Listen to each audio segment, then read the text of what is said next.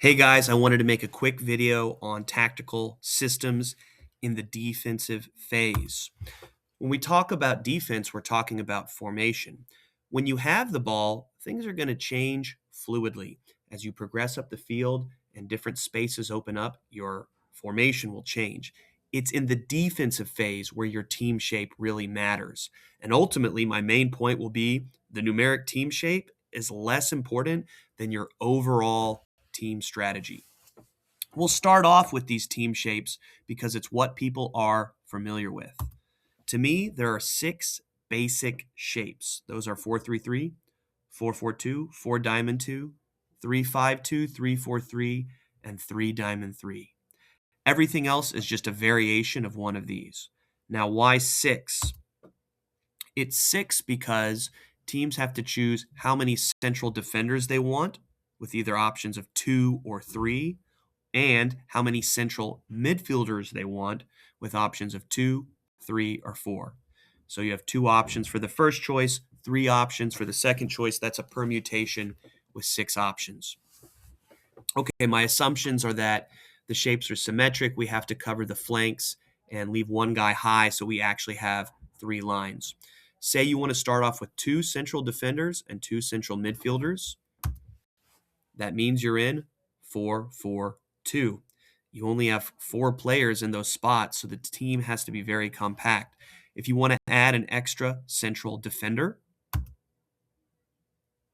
now there's only three high. You're playing 3-4-3. Say you want to add someone else to the middle. They have to come from the top, and now you're 3-5-2.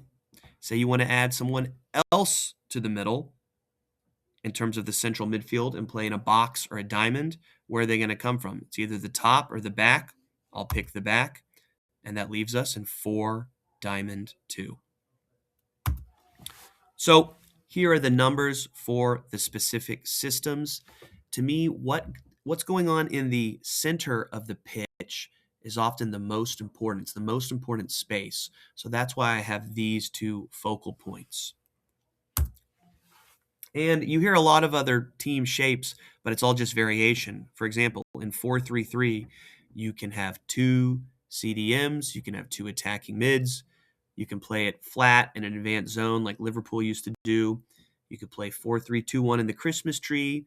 You could hold back in a zonal mid block with 4-1-4-1, line them up flat 4-5-1. You have many options, but I see it as six basic shapes. So the numbers can also change. You can fluidly in-game go from one shape to another, and these transitions are often pretty easy to do. Say you're in 4-3-3 and you want to go to 4-4-2. It's easy. You just have one midfielder go up, and now you're in 4-4-2. Say you want to go to 3-4-3, okay? The spare man will come from the midfield triangle, and now you're in 3-4-3. If you're doing these in games, the players that are switching, their defensive profile needs to match. So, for example, in this one, if you're bringing a midfielder back into the back line, they need to be someone that can play as a central defender, like a Rodri or a Declan Rice. If you had a smaller on-ball guy, a Vitinha, maybe it wouldn't work as well having him on the back line matched up with a big striker. Okay, finally, 4-3-3 to 3-5-2. If the fullback and winger on either side both jump up at the same time, now you're in 3-5-2. This is a common one that you see. So if the numbers can change, then the numbers aren't that important. What is important? Three main strategies. This is what it's all about to me. You're either pressing or you're playing zone. And if you're pressing, the most aggressive way to press, we'll start off with that, is man on man. It's pretty simple. It's as easy as it sounds. Every player is guarding another player, except for the keeper. Okay? Say you want to press, but you want a little more security. You still want +1 on your back line for long ball, collecting second ball. You can still press, but now you're at numeric disadvantage. I call this a -1 press. And really, if you're pressing all the way to the keeper, it's a -2 press. Finally, you could not press You could sit back and defend certain space, and that's zone. And here's where you see the most tactical variety in the game because there's so many different ways to set up the zone, and because you're choosing where on the field where you're setting the defensive line in the back, the line of engagement in the front, and what are your numeric shapes. You got a lot of options there. Let's do an example so it makes sense. Say the opponent is building in 4-3-3 with one CDM. If we want to be aggressive, that means man on man. It's simple. All of our guys are just going to go get a guy. Boom. Everyone is covered other than the keeper. We're technically in a 3-5-2, but the numbers are less important than the strategy. It's simple. We're just marking man on man. It's aggressive, but it's a little risky because we're 3v3 on the back line. This is something that originally used to just be a possibility. You would see it occasionally, but now you're seeing it all the time with the big pro clubs as the teams really want the ball. They want to dominate possession, so they're willing to press more aggressively. So say you want to press, but you want some security. You want +1 on the back line. Here, we want 4v3. That means we only have 6 players left to press their 7 to 8 players with the keeper in possession. So it's a 6v8. Let's see a common option. We'll mark tighter in the middle. And up top, that means our striker is 2v1, really 3v1 with the keeper. So when you do this, you're leaving spare players. So you have to be aware of where they are and clever so that the team in possession doesn't just move the ball to the spare player and beat the press. There are a lot of variations. Here's one. Maybe rather than mark the CDM, you play with 2 strikers, and they kind of use cover shadow to block passes to the CDM, and maybe one will press up and one will fall back in a pendulum. There are many options to do this, but the main idea is the same. You're pressing, but they have more guys.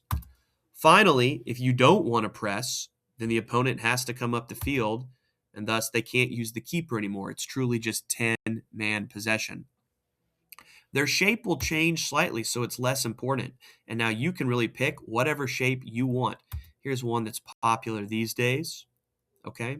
It's a 3-4-3, a 5-2-3. I call it 5W because the players not on the back line make this W shape. This one's really nice because as soon as there's a strong side, you can shift over, and now the ball carrier, he has bad options. All players are marked, and all passes that break lines have to go through diagonal lines where the ball is more easy to be intercepted. Okay? So, what shape they're running will determine what shape you're going to run if you're going man-on-man press. All right? So, you have to be flexible because it's dependent on what they're doing. The same is true if you're pressing at a disadvantage. Their shape will determine your shape. Okay? And finally, as I said, if you go zone now, you can run the same thing versus everybody because you're guarding the space. It doesn't matter what they're doing.